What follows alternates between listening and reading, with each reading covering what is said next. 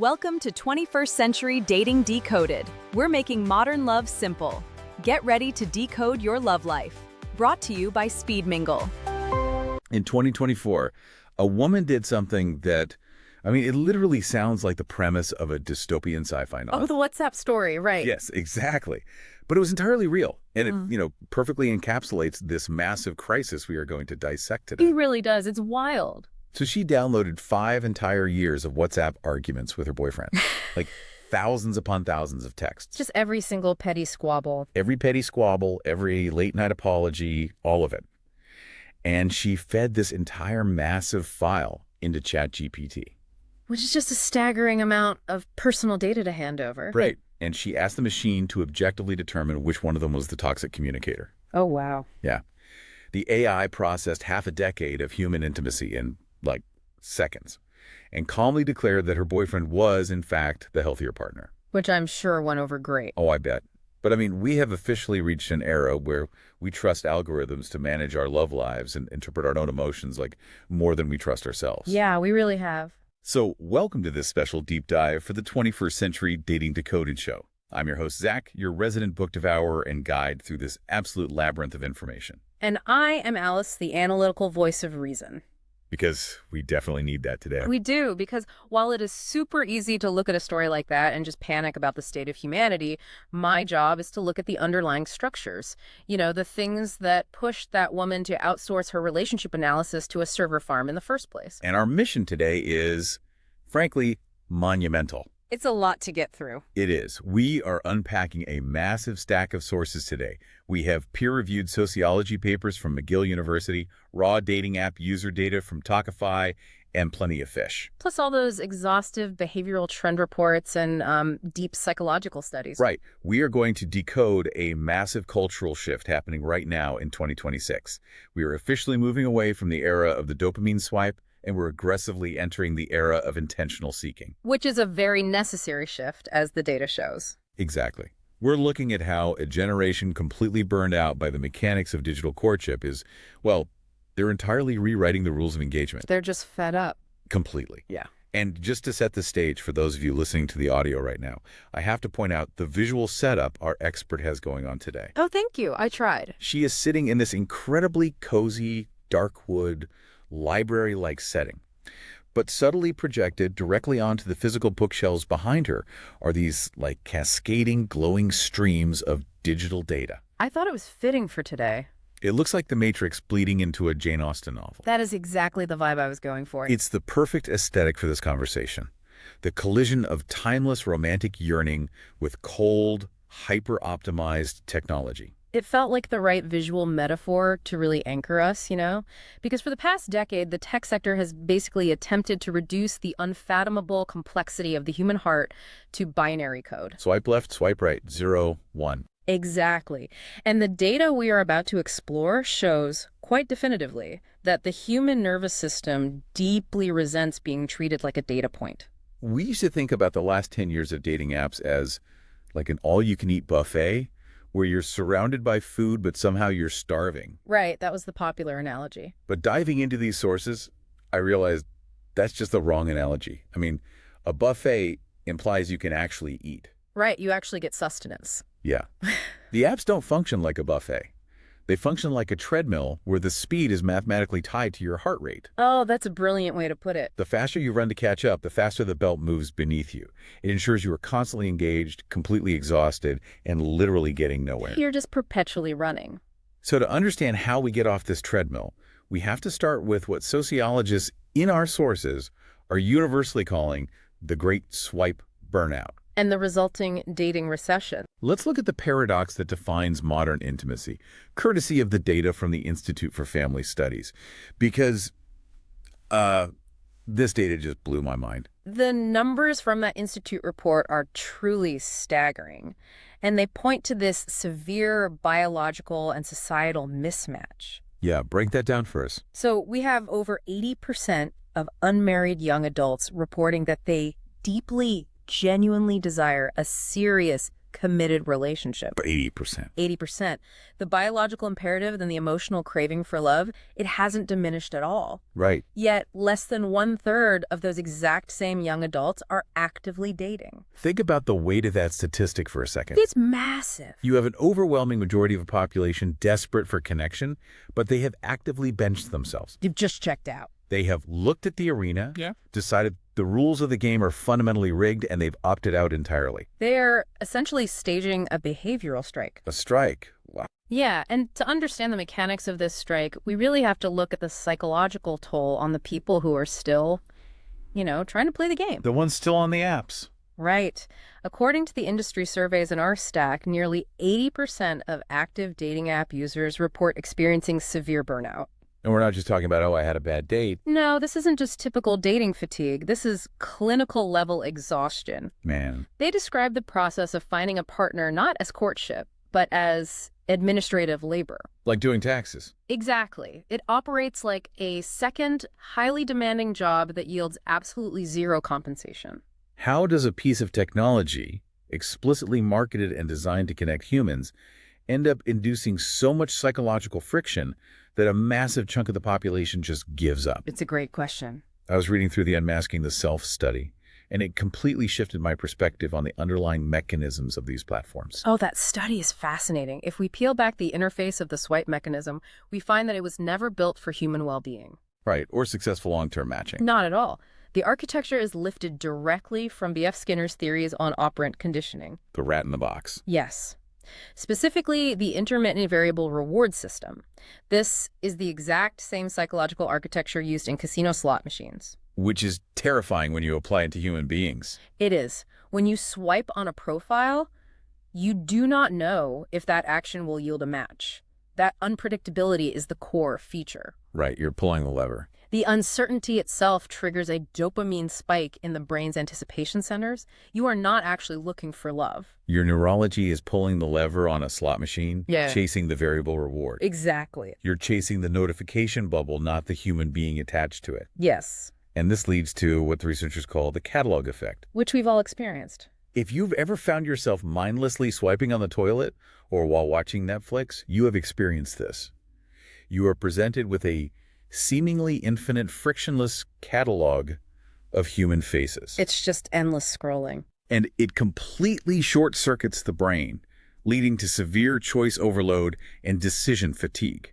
To understand why the brain short-circuits there, we have to look at evolutionary psychology for a second. Okay, let's do it. Over hundreds of thousands of years, humans evolved incredibly sophisticated, unconscious filtering systems to select mates. But in three-dimensional organic environments, right? Precisely. When you walk into a crowded room and notice someone, your brain is processing millions of data points simultaneously without your conscious effort. Like what kind of data points? You are analyzing their microexpressions, the cadence of their voice, their posture, their social standing within the group dynamics. Wow.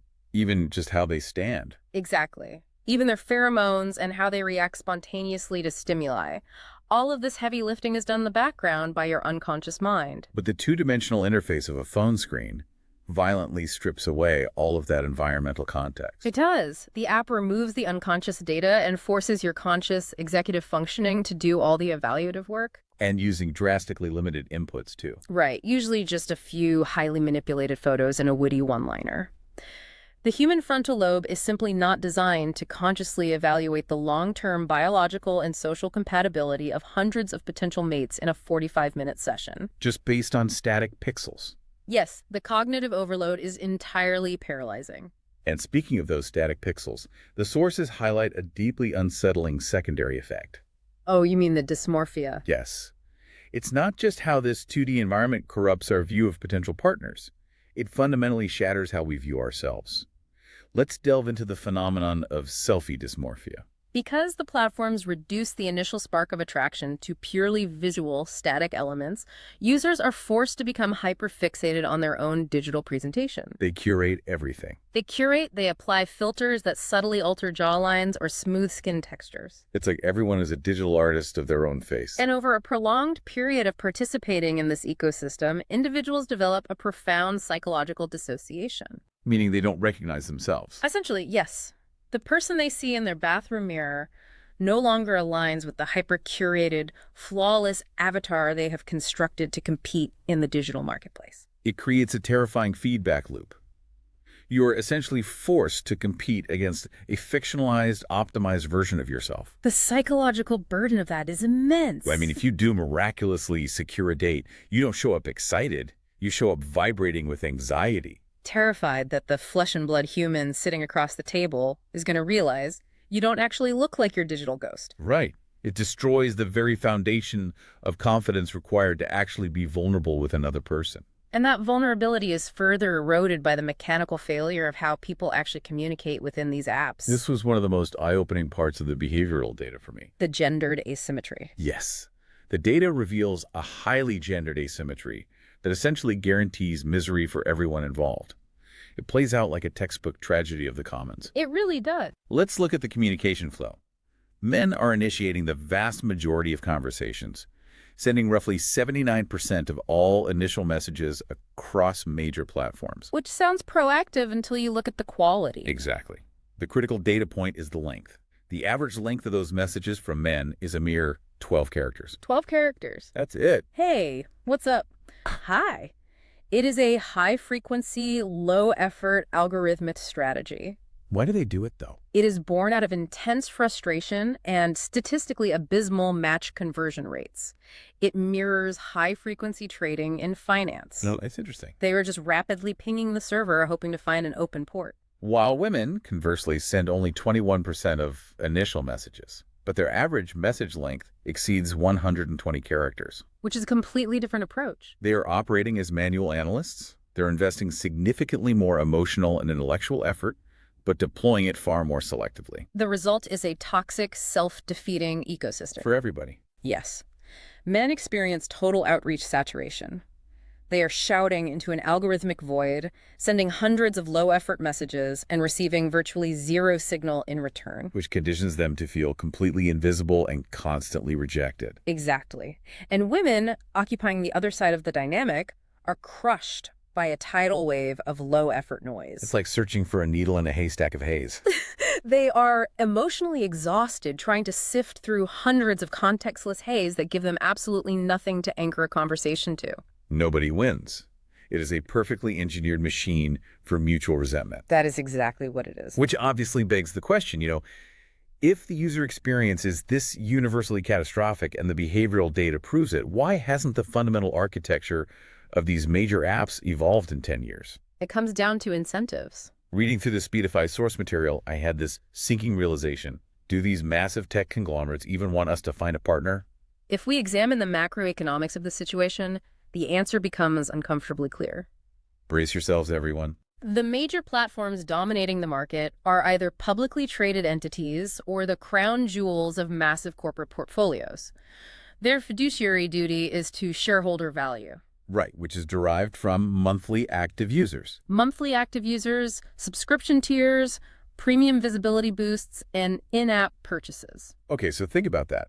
If their algorithm were perfectly optimized to match you with your highly compatible life partner on your second day of using the app, and you both happily deleted your accounts forever. The company has just permanently lost 2 revenue streams. They are financially disincentivized from actually solving the problem they advertise. It's the classic critique of the pharmaceutical industry applied to romance. Exactly. It is infinitely more profitable to sell a daily treatment for loneliness than it is to provide a cure. The Speedify analysis mathematically proves that the algorithm isn't broken. It is functioning flawlessly as an engagement retention tool. Yes, it intentionally delays success to maximize the lifetime value of the user. The contrast provided by the Stanford Date Drop project perfectly illuminates this, right? Date Drop is such a fascinating case study. It was built by computer science students with an algorithm genuinely designed to match their peers based on complex compatibility metrics. And it worked. It was briefly wildly successful. And why? Because it lacked a financial mandate to artificially retain users. The developers just wanted their classmates to fall in love.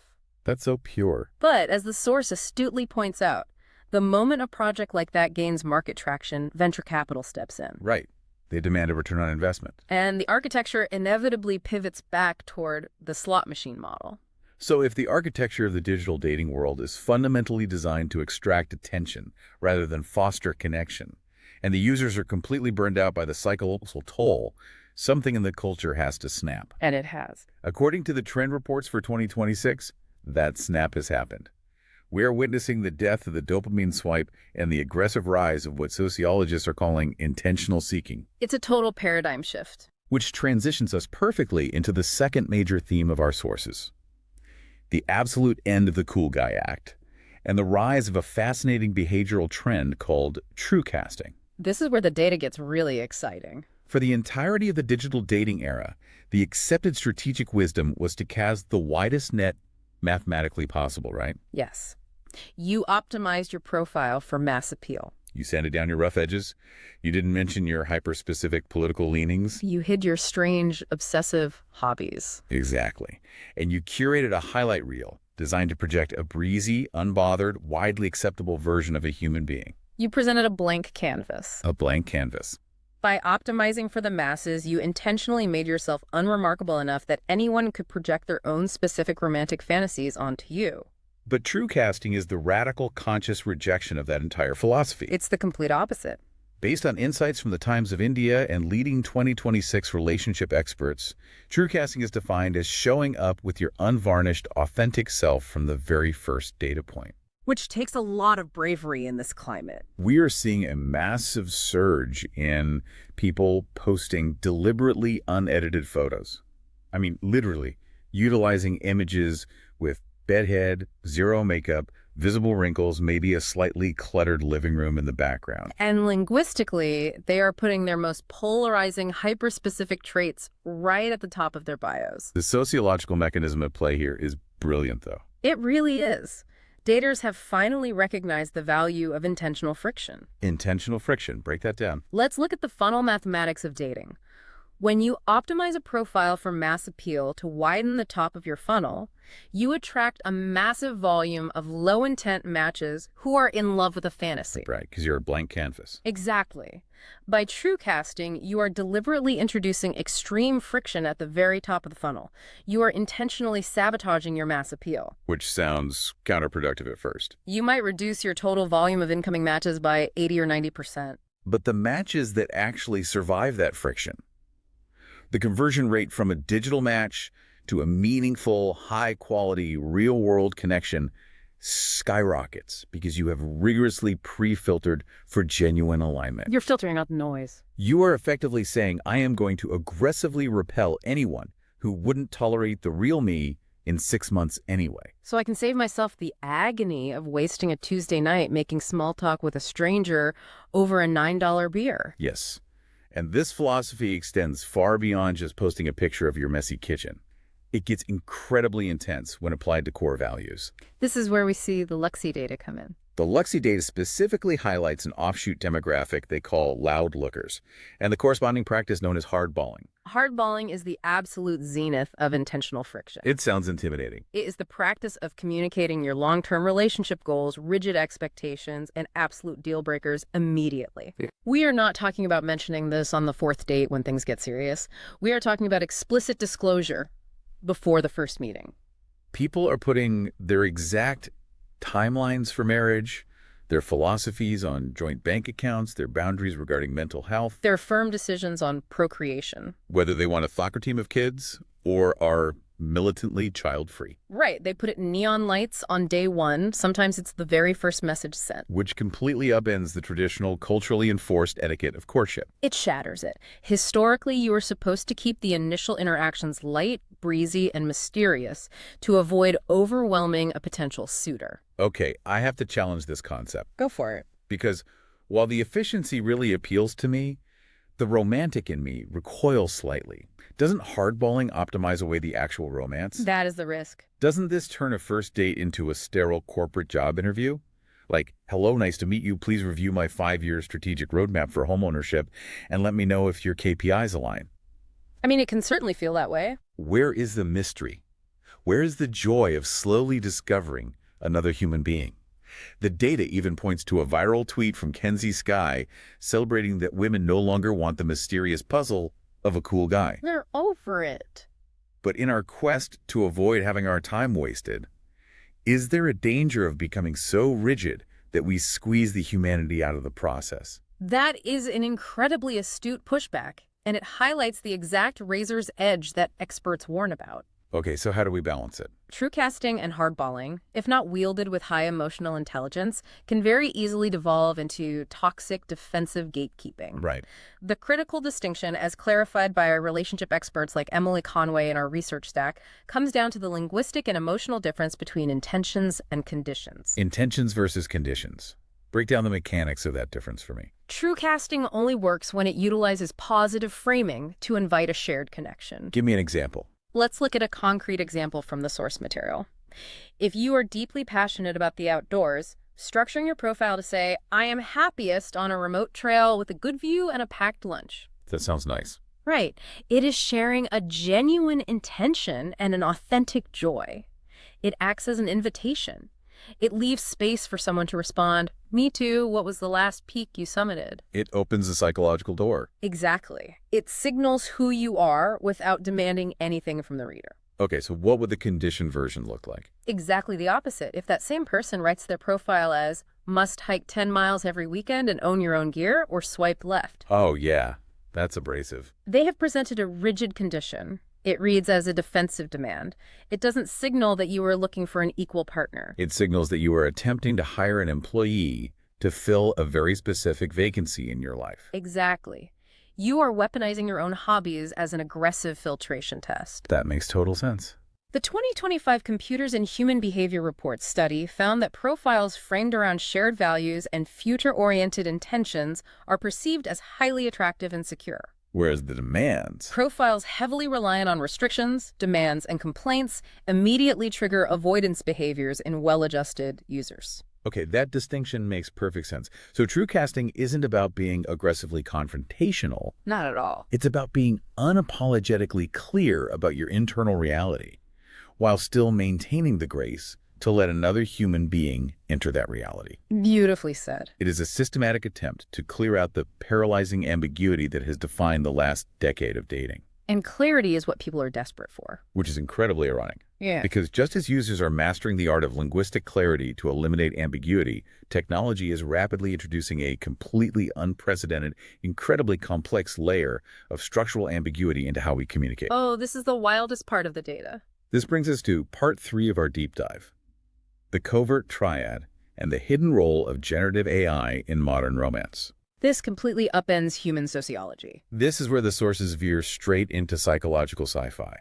We are looking at a groundbreaking ArcSiv paper authored by researchers Skylar Wang and Isabella Lupi at McGill University. Their findings are going to change how we study relationships. We have moved far beyond using AI to generate Python code or summarize meeting notes.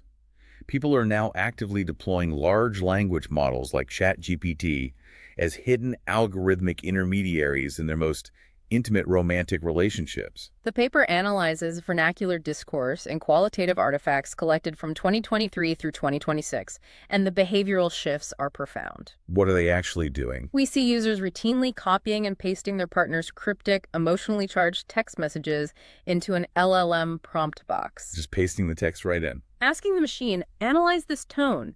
Is my boyfriend passively aggressively mad at me? Wow. But the behavior escalates significantly from passive analysis to active generation. Active generation of text messages. Users are commanding the AI to draft heartfelt apologies, to soften the tone of their reproaches, and in some extreme cases documented in the study, to script the exact phrasing of a breakup message. A breakup message.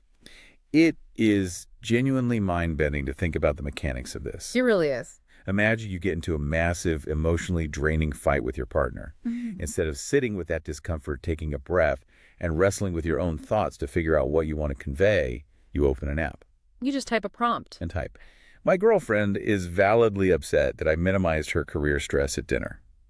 Draft a highly empathetic, heartfelt apology text that makes me sound completely accountable, validates her feelings, but ensures I don't sound too defensive. And the machine just does it. The machine instantly spits out a perfectly calibrated, emotionally resonant, therapeutically sound text message that you just copy, paste, and send. To understand the fundamental societal shift occurring here, we have to look at how artificial intelligence is effectively splitting a classical sociological concept in half. Okay, let's go back to sociology class. In 1983, the sociologist Arlie Hochschild coined the term emotional labor.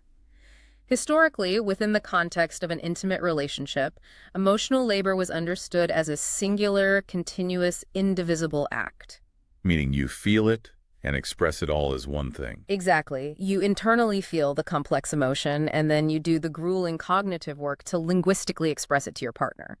Generative AI has violently bifurcated this continuous act into two distinct, separate actions. It's tearing the human process of connection right down the middle. It creates a schism. On one side, you have feeling labor, the interior, private work of genuinely holding remorse, deep love, or sharp frustration inside your own body. Okay. On the other side, you have articulation labor, the expressive, communicative work of translating that messy internal feeling into a structured language that your partner can actually digest without their nervous system getting defensive. That is the hard part. What the McGill data decisively shows is that humans are retaining the feeling labor. They genuinely feel the remorse. But they are increasingly, systematically outsourcing the articulation labor to an LLM. Because finding the exact right words is terrifyingly hard, especially when the stakes are high, like in an emotional conflict where one wrong phrase can escalate the fight. It's risk avoidance. The researchers in the sources talk about this translational frame that users adopt to justify the behavior. The users argue, I knew I was deeply sorry, I just literally didn't possess the vocabulary to say it the right way. So they view the AI not as an author, but merely as a highly skilled translator for their own true inner state. It provides what the paper calls a rehearsal function. The concept of the rehearsal function is critical to understanding the appeal. Because digital communication, specifically texting, is asynchronous, it affords the user time. Time that does not exist in face-to-face argument. Exactly. The AI serves as an anticipatory rehearsal space, a digital sandbox. You test things out. You can run a drafted text through the model and ask it, how might an anxious avoidant partner react to this phrasing before you take the irreversible risk of hitting send? Wow. It operates as a buffer against the immediate danger of misspeaking and causing further relational damage. Which brings us right back to that Business Insider story I mentioned at the top of the show about the woman who uploaded her entire WhatsApp history to ChatGPT. The one who found out her boyfriend was healthier. Yes. When the AI told her that her boyfriend was the better communicator, it introduced a dynamic that completely breaks our understanding of romance. The McGill researchers brilliantly applied Georg Simmel's classical sociological theory of the dyad versus the triad to explain the rupture this causes. Oh, this is fascinating. What's the theory? Throughout all of human history, romantic love has been culturally and structurally idealized as a dyad. A dyad is a fragile, self-contained, exclusive world built by two people. The fundamental rule of a dyad is that if a third entity enters the dynamic, whether that is a licensed couples therapist, a best friend offering unsolicited advice, or a mother-in-law mediating a dispute, the entire structure fundamentally transforms into a triad. Because the moment a third party is present, you are no longer just speaking to your partner. You are performing for an audience or appealing to a referee. The power dynamics instantly shift. But what generative AI introduces is entirely unprecedented in sociology, right? It introduces the covert triad. It is a structurally asymmetric operational triad. Meaning one side has a third party and the other doesn't. Yes. The language model is functioning exactly as a quasi-social third party. It is mediating the conflict, interpreting the incoming texts, and actively drafting the responses. But the partner has no idea. Exactly. This third party is completely invisible to the receiving partner. One human being operates under the assumption that they are engaged in an intimate, vulnerable dyad, while the other human being is secretly operating within the safety of a triad. It's profound asymmetry. And that profound asymmetry triggers a massive, raging ethical and philosophical dilemma about the very nature of authenticity. It's heavily debated right now. The sources highlight this intense cultural debate happening right now on forums and in opinion columns. If your boyfriend secretly uses ChatGPT to write your Mother's Day card, or to craft a deeply vulnerable apology after a fight, is it a thoughtful use of tools, or is it profound deception? Is it, as one Guardian article aggressively labeled it, chatfishing? Chatfishing. The resolution to that debate entirely depends on how society collectively decides to redefine the concept of authenticity in the 21st century. How do we even do that? Well, are we going to decide that authenticity is strictly a property of linguistic authorship, meaning authenticity only exists if you physically sweat over the keyboard, wrestle with your own cognitive limitations, and type the exact syntax yourself. That's the traditional view. Or are we going to shift the definition so that authenticity is a property of emotional ownership? Emotional ownership. Meaning what exactly? Okay. Meaning, as long as you genuinely stand behind the core sentiment of the words, it doesn't matter if an algorithm arranged the adjectives. Because if you think about it, you could easily argue that buying a Hallmark card at a pharmacy is outsourcing your articulation labor. That is a very common defense. You didn't write the beautiful poem inside that card. You paid a corporation $3 because their professional writer perfectly captured a feeling you couldn't articulate. Right. Is prompting an AI to write a customized text message fundamentally any different than buying a Hallmark card?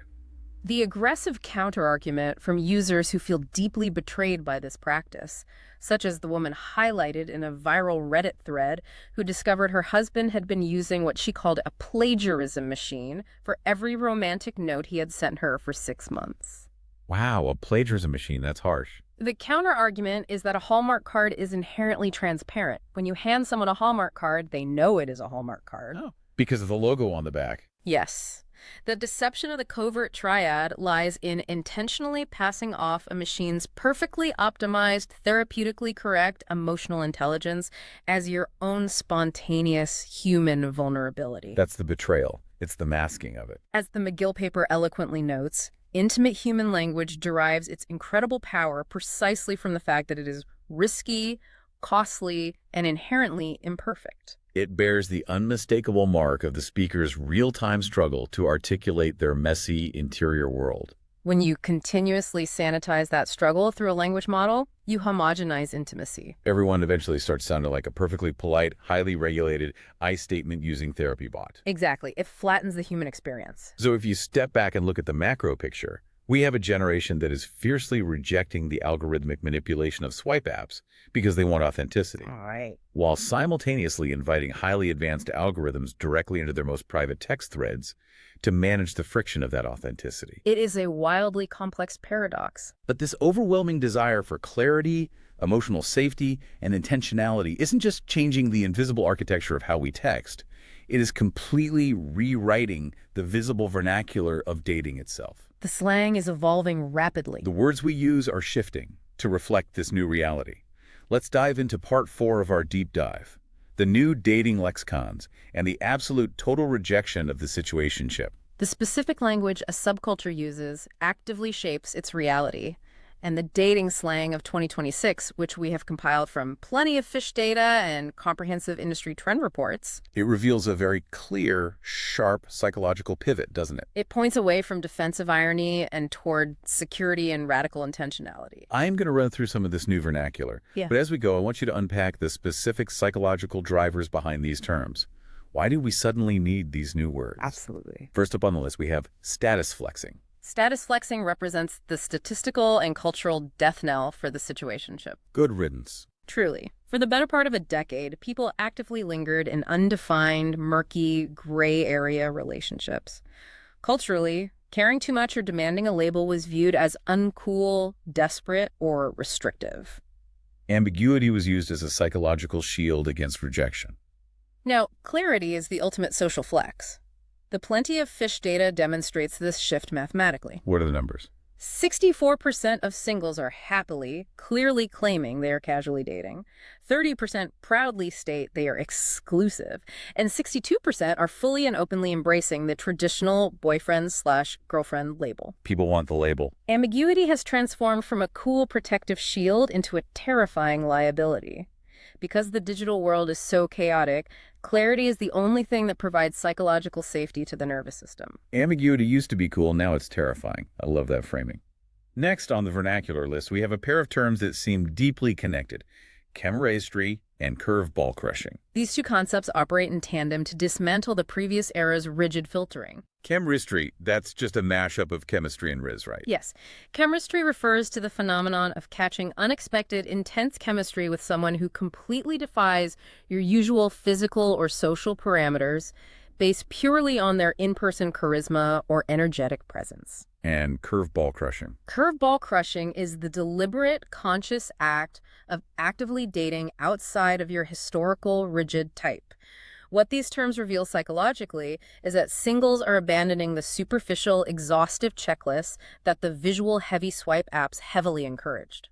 They are realizing that the demand for immediate, explosive love at first sight chemistry on a first date is often a trap. Exactly. Clinical psychology has increasingly popularized the idea that instantaneous, overwhelming sparks on a first date are frequently just triggered attachment anxiety or trauma bonding disguised as romance. A healthy nervous system doesn't usually explode with adrenaline around a stranger. No, it shouldn't. By embracing curveball crushing, daters are giving themselves permission to let attraction build and grow organically over 3 to 5 dates, rather than demanding an instant cinematic spark. You're not immediately writing a great human being off just because they don't exactly match the 2D physical template you constructed in your head. Exactly. Okay, what about love luring and collaborating? These sound distinctly born from Gen Z internet culture. They are heavily influenced by a generation that was raised natively on content creation, vlogging, and narrative storytelling. Okay.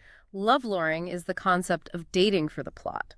It means remaining open to weird experiences, unexpected meet-cutes, and non-traditional dates, simply to see where the narrative arc of your life might go. So just seeing what happens. Collaborating takes that a step further by treating the entire process of courtship as a shared, conscious, creative expression. It highlights a desire to build a narrative identity together. It is the sociological recognition that a successful relationship isn't just a state of being you accidentally fall into.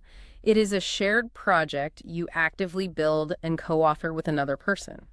It's basically embracing main character energy, but consciously building a shared main character energy with a partner. That's a great way to put it. And finally, my absolute favorite term for the new lexicon, steading, as the direct antithesis to the ick. Oh, the era of the ick. For a few years, social media was entirely obsessed with the ick. This phenomenon where you are suddenly violently repulsed by a potential partner for the most incredibly trivial, absurd reasons. People were so proud of them, too. Like you see them run to catch a bus with a slightly weird gait, or they clap when the airplane lands, and boom, your traction evaporates and you ghost them. The ick was not a quirk of human nature. It was the ultimate, predictable symptom of severe choice overload. Explain that connection. When you are conditioned by an algorithm to believe you possess literally infinite romantic options just a swipe away, your brain begins to view any minor human flaw, any slight deviation from perfection, as a valid excuse to discard a real person and return to the slot machine. Wow, so it's just a mechanism to get back to swiping. Sticking is the conscious, deliberate reversal of this toxic conditioning.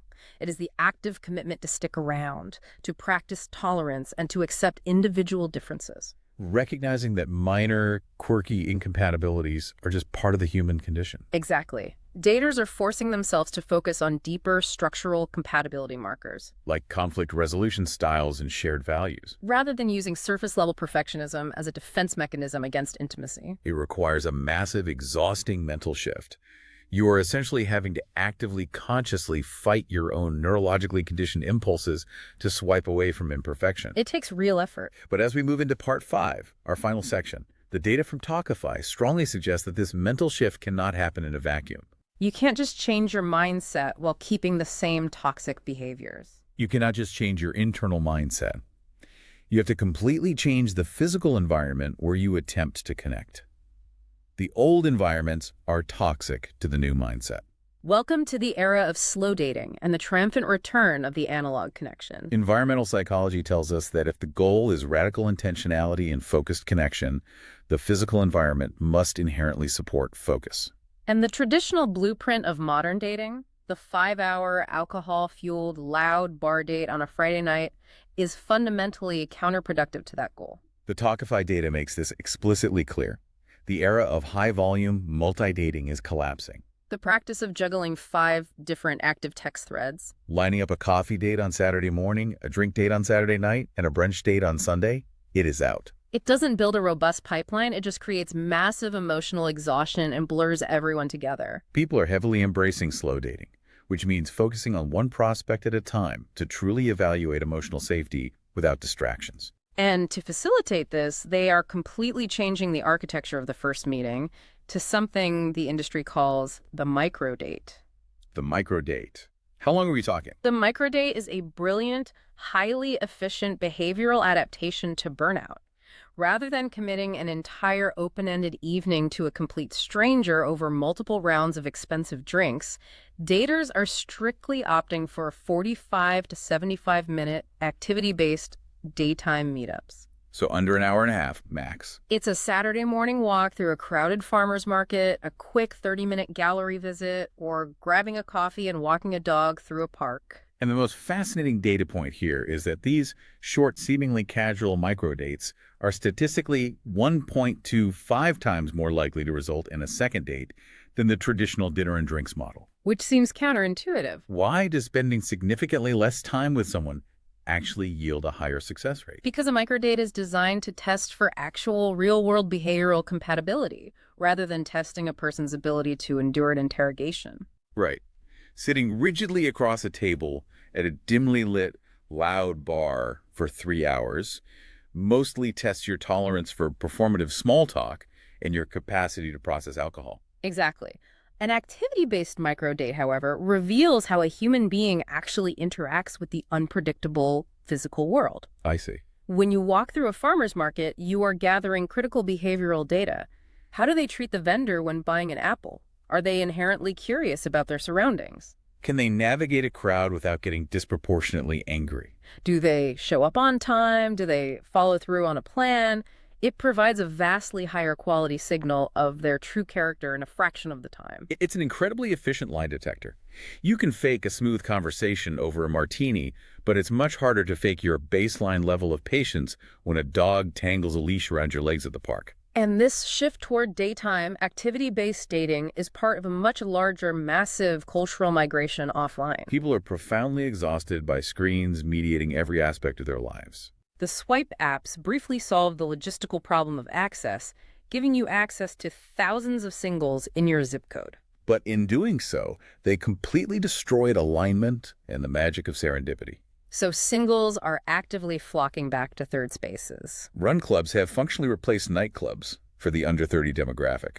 We are seeing a huge surge in bookstore meetups. The sources highlight specifically curated groups like the Intentional Club in New York, along with pottery classes and localized hobby collectives. People are desperate to meet in the wild again, where they can deploy those powerful, unconscious 3D filtering systems we talked about earlier. Which has subsequently triggered a massive, highly unexpected boom in a very traditional, historically analog industry, human matchmaking. That data point absolutely blew me away. I have always culturally associated professional matchmakers with either billionaires looking for discrete arrangements or much older, highly specific demographics. Hey. But the reports show that Gen Z and millennials are actually the ones driving a massive surge in boutique matchmaking services. Why are 25-year-olds paying humans to set them up? Because they have done the math and realized that human vetting, armed with intuition and empathy, is vastly superior to algorithmic roulette. They want a real human being to listen to the complex nuances of their history, To read their physical microexpressions when they talk about their exes, to understand their real-world priorities, and to carefully curate their introductions. Matchmakers completely bypass the paradox of choice. They offer a premium on quality, privacy, and curated alignment over sheer, overwhelming volume. The data on this return to human mediation is particularly compelling for specific demographics who have zero tolerance for time wasting, such as busy professionals or divorced daters. The divorce dater statistic is incredible. For instance, when divorce clients are matched specifically with other divorce clients by a professional human matchmaker, the success rate, defined as a relationship lasting beyond a year, is a remarkable 35%. A 35% success rate in the modern dating market is astronomically high. But it makes sense. They share a foundational, often painful life experience.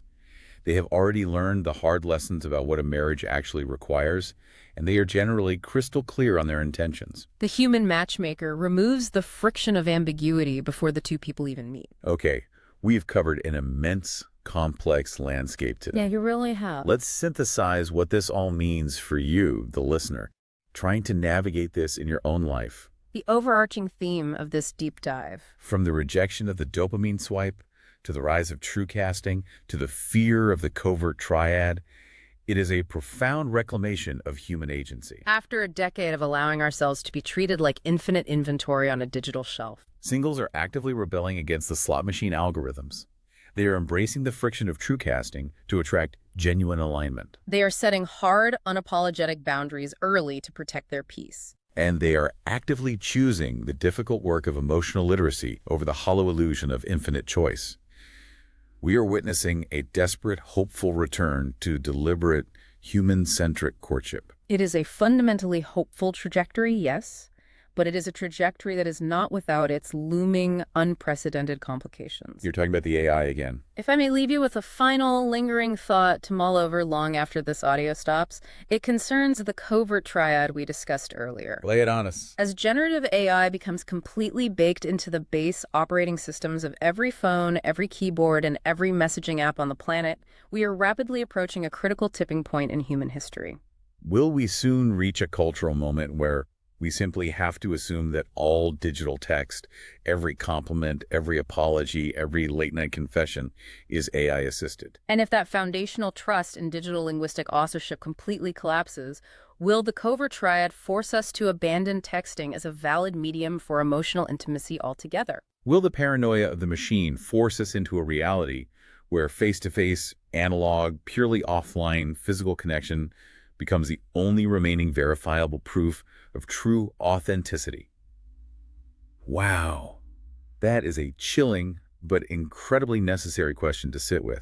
If you can't trust the text on the screen, you have no choice but to look them in the eye. That X-ray machine of digital dating really is completely broken, and we have to rely entirely on our own analog senses again to find the truth. Which is the absolute perfect segue to how you can actively participate in this analog revolution today. That wraps up our deep dive into the intentional dating landscape, and we want to leave you with some concrete, actionable steps centered around the speed mingles concepts we have been highlighting. Get out there and do it. First, if you haven't already, make sure to subscribe and listen to all the deep dives of 21st Century Dating Decoded to stay ahead of all these massive cultural and technological shifts. You definitely don't want to miss them. Second, it is time to put these intentional offline concepts into actual practice. Get off your phone, delete the slot machines, and attend a speed mingle event in your local area. It is the perfect structured opportunity to engage in high-signal micro-date interactions in a curated, safe third space. Show up as your true cast self, leave the curated highlight reel at home, and see if that chemistry actually hits in person when you use your 3D filtering systems. And what if there isn't one near them? Well, finally, if a speed mingle event is not currently operating in your area, take the initiative to change your local culture. Contact Speed Mingle directly to become a local host or offer your local community space as an event venue. Be the catalyst for intentional, analog connection in your own city. Stop swiping, start seeking, and we will see you on the next deep dive. Welcome to Speed Mingle. Where making real connections happens in Stream, seconds. swipe, socialize, your ultimate connection network. Jump in now. Thanks for tuning in to the Speed Mingle Network.